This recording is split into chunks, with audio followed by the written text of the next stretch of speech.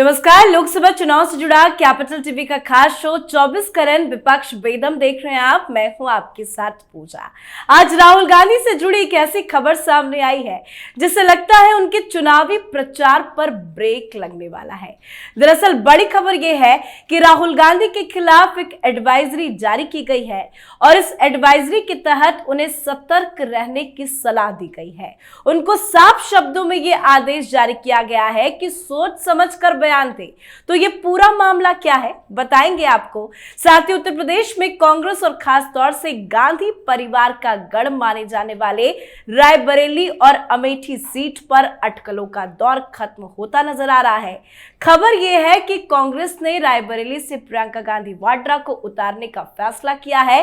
साथ ही राहुल गांधी अमेठी और वायनाड दोनों ही सीटों से चुनाव लड़ सकते हैं। तो आज इसी पे चर्चा करेंगे। मेरे साथ स्टूडियो में मौजूद हैं कैपिटल टीवी के editor in chief doctor Manish Kumar और एग्जीक्यूटिव एडिटर राजीव जी। सर, आप दोनों का बहुत बहुत स्वागत है। धन्यवाद। सर, जो एडवाइजरी जारी की गई है, राहुल गांधी बार बार उठपटांग बयानबाजी करते हैं, क्या पीएम मोदी को पनौती कहना भारी पड़ने वाला है? देखिए, मुझे लगता है कि राहुल गांधी के साथ थोड़ी ज्यादती है। ये इस तरह का नोटिस राहुल गांधी को नहीं देना चाहिए। और नोटिस लिखने वाले ने भी क्या सोच के ये नोटिस दे दिया, सोच समझ के बयान दे। अरे भाई, सोच समझ के ही बयान दे रहे हैं। उनकी सोच ही वही है, उनकी समझ ही इतनी है। आज वीडियो एक आ गया, बोले कि मनरेगा का जो पैसा है तुम्हारा माफ हुआ। भाई, मनरेगा का पैसा माफ होता है? मनरेगा का पैसा आता है, वो उसको माफ करने के चक्कर में दूसरी जगह कहीं खड़ा होकर के वो कह रहा है कि सरकार जो मनरेगा के ऊपर खर्च करती है, कितना खर्च करती है? 65,000 रुपये, वो आपके पॉकेट से आता है। तो 65,000 रुपये में मनरेगा का पूरा स्कीम चल रहा है देश में। भाई, वो सोच समझ के बोल रहे। लेकिन एंटरटेनमेंट के पार्ट से तो ये ठीक है, लेकिन पीएम मोदी पर डायरेक्ट हमला देखिए, मैं ये बात कहूं आपको, ये कुछ मीडिया वाले और कुछ लोग कहते हैं भाई इंटरटेनमेंट, तो वो जो है वो इंटरटेनमेंट है। उनकी वजह से लोगों को जो है हंसी आती है, मजाक चल रहा है। 140 करोड़ लोगों की जिंदगी एक ऐसे व्यक्ति के हाथ में थमा दिया जाए, यह मजाक है? जिसको इस बात का माने दिमाग ही नहीं इस चीज के लिए कि कहां पे क्या बोलना है। कितने राज्य हैं पूरे देश में, वो नहीं मालूम होगा इसको। कौन सा डिस्ट्रिक्ट कहां है, इसको बस रायबरेली, अमेठी और वायनाड के अलावा कुछ नहीं मालूम। तो इसलिए मैं कह रहा हूं कि ज्यादती है। ये इलेक्शन कमीशन में कौन सा आईएएस ऑफिसर बैठा हुआ ये फरमान जारी कर दिया भाई सोच समझ के बयान दे। ज्यादा सोचेगा, ज्यादा समझेगा, बयान ऐसी बयान वो उसके मुंह से निकलेगा कि दुनिया भर से जो है हिंदुस्तान की दुश्मनी हो जाए। जो व्यक्ति यूनियन ऑफ स्टेट को अपने हिसाब से डिफाइन कर रहा है, जो व्यक्ति टुकड़े टुकड़े गैंग की भाषा बोलता है, जो व्यक्ति कम्युनिज्म और सोशलिज्म के बारीक डिफरेंस को नहीं समझता, उसके भाषण को एनालाइज वो तो हम लोग नहीं करते हैं। लेकिन अगर वो एक सीरियस प्लेयर होते तो हम लोग का आधा टाइम जाता कि उसने आज क्या कह दिया। जी। उसको उसके विश्लेषण में ही दिमाग खराब होता। लेकिन हमको मालूम है कि भाई इसको कुछ मालूम नहीं है, तो फिर चलता है। तो ऐसे ही चलने नहीं दिया जाना चाहिए। देश की जनता को अलर्ट रहना चाहिए कि ऐसे लोगों के हाथ में कभी सत्ता नहीं जानी चाहिए जो इस तरह का हाराकिरी करते हैं। खैर सर, ये जो मामला था काफी तुल पकड़ा था। पीएम मोदी को पनौती कहना है, ये मामला हाईकोर्ट भी पहुंचा, इलेक्शन कमीशन के पास भी पहुंचा। अब इलेक्शन कमीशन ने जो एडवाइजरी जारी की है, क्या राहुल गांधी वाकई में सतर्क रहेंगे? अगर सतर्क हो गए तो भारतीय जनता पार्टी के लिए नुकसान का सौदा हो जाएगा। अगर देखा जाए तो भारतीय जनता पार्टी के कुछ नेता जो शिकायत लेकर गए चुनाव आयोग के पास या हाईकोर्ट में गए, उन लोगों को ये समझ नहीं आया कि हम भाजपा के फायदे के लिए काम कर रहे हैं या नुकसान के लिए काम कर रहे हैं? पीएम मोदी शाबाशी देंगे या फिर अकेले में बुला के भारतीय जनता पार्टी के नेताओं को कहेंगे कि क्या कर रहे हो? इसको ऐसे ही बोलने दो। अगर लालू प्रसाद यादव ये न बोले होते कि पीएम मोदी का परिवार नहीं है, पूरा देश कहां से एकजुट होकर बोलता चलता। बच्चा जो है वो वीडियो बना के दे रहा है, हम हैं मोदी के परिवार। बच्चा घर में ये चर्चाएं हो रही है कि मोदी का परिवार देखो ये कैसे टुच्चे राजनीतिज्ञ है जो पीएम मोदी से परिवार की बात करते हैं, जो त्याग की मूर्ति बताए जा सकते हैं अभी के समय में, जिन्होंने परिवार का त्याग किया समाज और देश के लिए, अपने लिए नहीं किया। ऐसा नहीं है कि उन्होंने परिवार छोड़ के अपना अलग परिवार बसा लिया, घर बसा लिया, करोड़ों की संपत्ति इकट्ठा कर ली, समाज के लिए काम करते रहे। अगर नहीं बोले होते तो एक नया मूवमेंट शुरू नहीं होता। अगर राहुल गांधी पनौती नहीं बोले होते तो उसके खिलाफ जो माहौल उस समय तैयार हुआ, राहुल गांधी पनौती नहीं बन पाते। तो ये इन लोगों को बोलने देना चाहिए, करने देना चाहिए। हालांकि चुनाव आयोग की अपनी मजबूरी है, शिकायत होगी तो एक्शन लिया जाएगा, और इसलिए चुनाव आयोग ने एडवाइजरी जारी की है कि आप सोच समझकर बोला करें। जैसा डॉक्टर साहब ने बोला कि वो तो सोच समझकर ही बोलते हैं, उनको कहना चाहिए था कि आप बिना सोचे समझे बोलिए, जो बेधड़क बोलते रहिए लेकिन शब्दों का ध्यान रखिए। अब आगे स्थितियां हैं राहुल गांधी के लिए, वो सोच समझकर या शब्दों का ध्यान रखकर तो नहीं करेंगे, वो ऐसे ही बोलते रहेंगे। चुनाव आयोग से नोटिस आता रहेगा और पीएम मोदी अपना टारगेट बढ़ाते रहेंगे। ये 370 से 400 होगा, 400 से 450 होगा। ये पीएम मोदी नहीं बढ़ा रहे, ये हर जगह पर नारे लगा रहे लोग। तेलंगाना गए, मंदिर से निकल रहे, वीडियो सामने आ रहा है कि चारों तरफ छतों से लोग नारेबाजी कर रहे हैं पीएम मोदी के नाम पर। और इस बार भाजपा 400 पार, 450 पार, ऐसे नारेबाजी हो रही है। लोग अब टारगेट बढ़ा रहे हैं कि नहीं, जितना ये लोग हंगामा करे और पीएम मोदी का क्रिटिसाइज करे, उतना ही भारतीय जनता पार्टी का टारगेट बढ़ाओ, और हो सकता है कि ये 20, 25, 50 सीटों पर पूरा विपक्षी निपट जाए। खैर, तभी राहुल गांधी को बीजेपी का स्टार प्रचारक भी कहा जाता है। खैर सर, ये तो बात हो गई राहुल गांधी से जुड़ी हुई, लेकिन राहुल गांधी से जुड़ी एक और बड़ी खबर ये चल रही है कि राहुल गांधी अमेठी से चुनाव लड़ेंगे और प्रियंका गांधी वाड्रा रायबरेली से। क्या कुछ चल रहा है इसको लेकर? देखिए, जो खबर आ रही है उसमें ये लग रहा है कि गांधी परिवार के अंदर ही बवाल मचा हुआ है, लड़ाइयां हो रही है, सोनिया गांधी बीच बचाव कर रही है। बात बहुत ही सिंपल है। अमेठी नहीं चाहते थे राहुल गांधी लड़े, एक बार भी वो गए नहीं।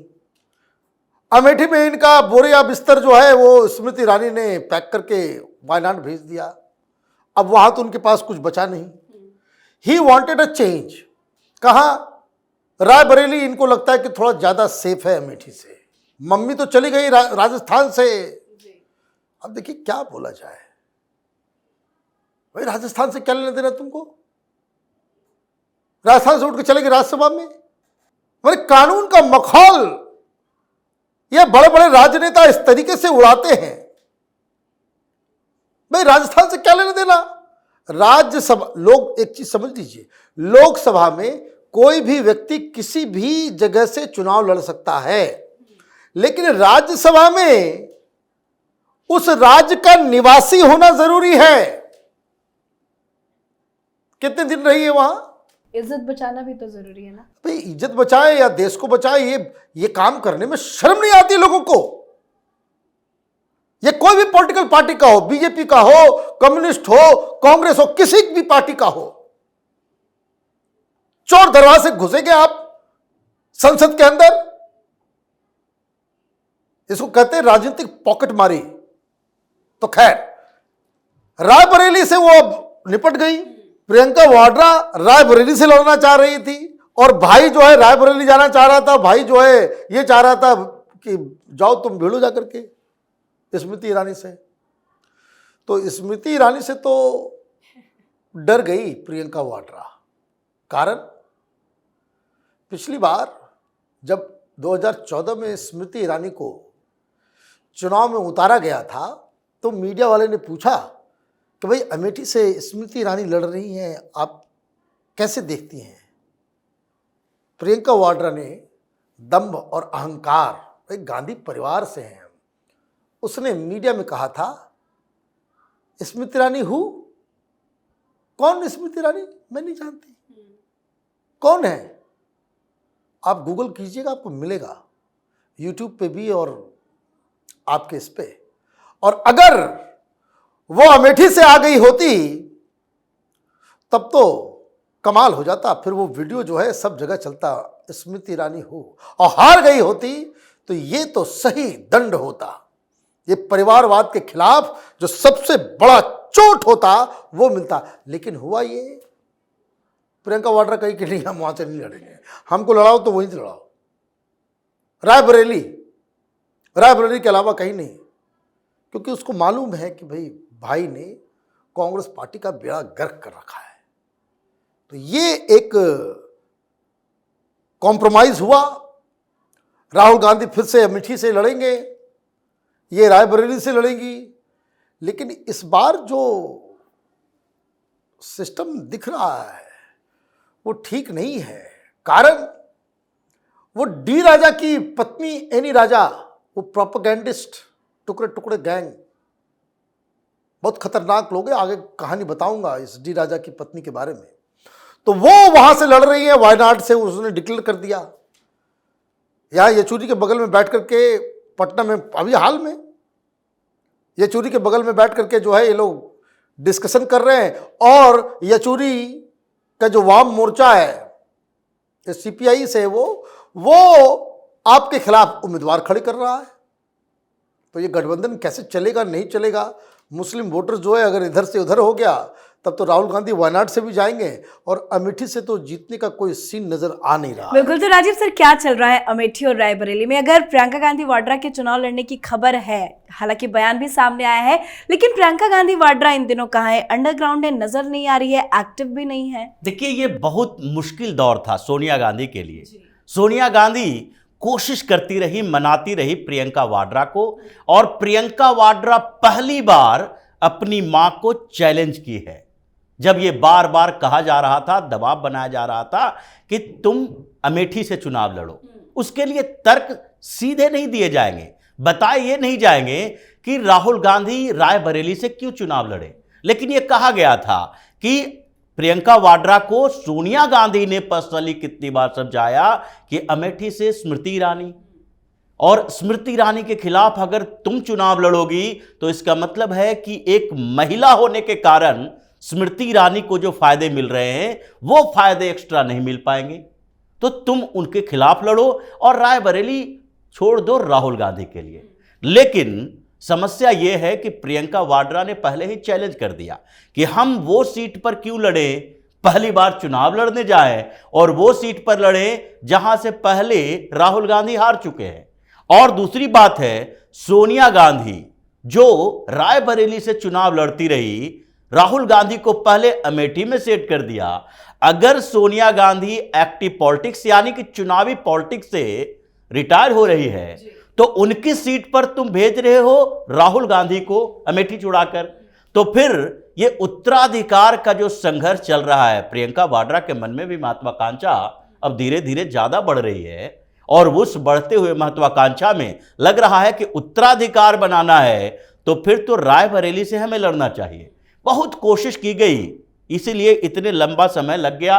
रायबरेली और अमेठी जैसे जगह पर, वहां पर सबको कांग्रेस में पता है कि ये दोनों तो गांधी परिवार के लोग ही लड़ेंगे, फिर भी इतना समय क्यों लग गया कि अमेठी से ही राहुल गांधी लड़ेंगे, रायबरेली से ही प्रियंका वाड्रा लड़ेगी। इस बीच बहुत ज्यादा चला है गांधी परिवार के अंदर कसमकस, और इसलिए प्रियंका वाड्रा जो आजकल ज्यादा राहुल गांधी के साथ दिखाई नहीं पड़ रही, कभी कभी ये भारत जोड़ो यात्रा, न्याय यात्रा में जब बहुत दबाव पड़ा और उसके बाद कहा गया कि भाई एक बार तो प्रियंका वाड्रा को साथ ले आओ, जी। नहीं तो ये भारतीय जनता पार्टी वाले भी सवाल उठा रहे हैं कि भाई बहन के बीच अब बहुत अच्छे रिश्ते नहीं हैं। सिर्फ 2 बार नजर आई हैं, 2 बार नजर आई हैं। जो पहले रिश्ते थे, रिश्तों पर भी कई वीडियो बना चुके हैं, तो उसमें वो रिश्ते खराब हो चुके हैं। इसलिए इस बार तो देखा जाए तो प्रियंका वाड्रा ने सोनिया गांधी को झुका दिया। राहुल गांधी अब उनके सामने सरेंडर कर चुके हैं। यानी अगर कुछ समय ऐसा गांधी परिवार में चलता रहा तो कांग्रेस फिर से दो टुकड़ों में बढ़ जाएगी। जी, बहुत बहुत धन्यवाद सर आप दोनों का। धन्यवाद। तो प्रधानमंत्री नरेंद्र मोदी के खिलाफ किए गए टिप्पणी के मामले में दिल्ली हाईकोर्ट के आदेश पर विचार करने के बाद ही चुनाव आयोग ने राहुल गांधी के खिलाफ एडवाइजरी जारी की है, जो राहुल गांधी के लिए बहुत बड़ा झटका है। साथ ही अब चुनाव को लेकर गांधी परिवार में लड़ाई खुलकर सामने आ ही गई है। अब देखना होगा कांग्रेस की हारी सीट पर उतरकर कौन अपना बचा कुचा राजनीतिक करियर खत्म करने को लेकर दाव लगाता है। इस पर आप अपनी राय कमेंट करें। देखते रहिए कैपिटल टीवी। नमस्कार।